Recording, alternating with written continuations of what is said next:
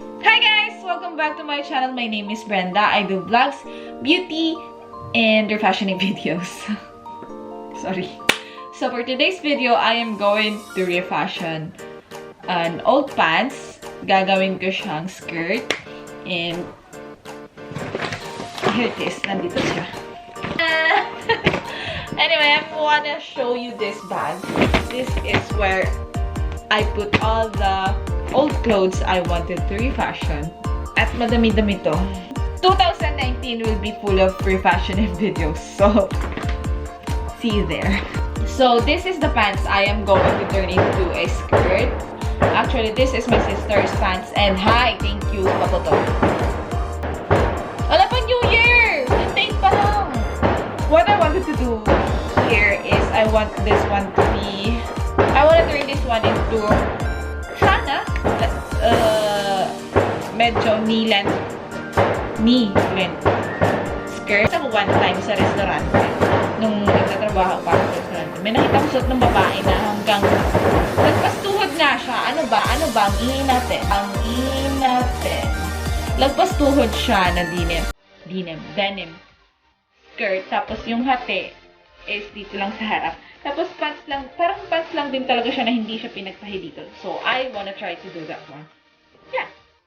So, let's start. Okay. So, I'll start with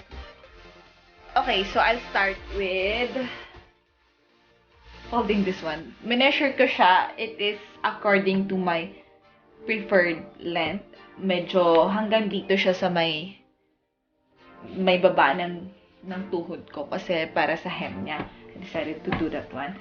And, ika-cut ko lang siya. Okay? Okay. So, ngayon tapos ko ng gupitin. Lalatag ko naman siya ng ganito. Tapos, gugupitin ko rin dito sa part na to. Paghihiwalayin ko to para mamaya maitahi ko siya. Okay? Sana naintindihan niyo. Parang yung mas okay na lang hindi ako magsalita kasi parang mas naiintindihan pag pinapanood na lang kaysa nakakigulo pa yung boses ko.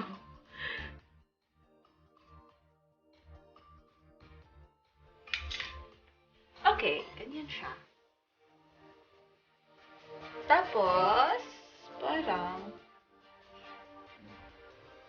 tingin ko rin dito.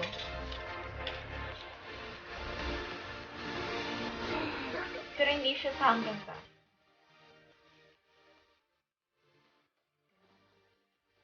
So, is the back.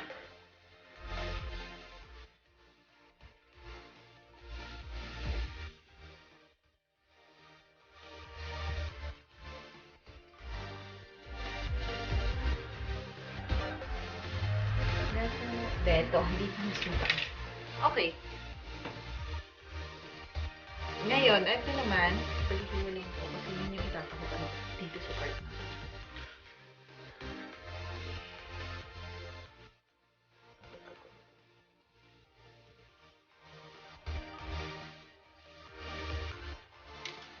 I think, gupitin to hanggang dito sa taas.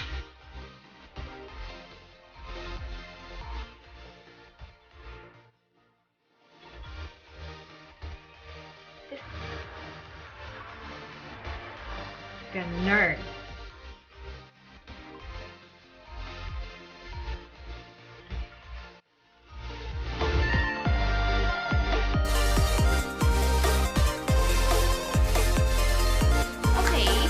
Ito na yung itsura niya. Pinin ko na lang siya. Tapos, papakita ko lang sa'yo. Pinin ko na siya. Ang ginawa ko, ginupit ko rin dito sa part na to para medyo mailapit ko itong dalawang ito. Para, ayoko naman ng medyo masyadong mahalay. So, yeah. Ganyan yung iniwan kong space sa baba. Tapos, dito sa likod, dito yung itsura niya. Gusto kong i-maintain yung shape niya. Ganon. Okay. So, yeah.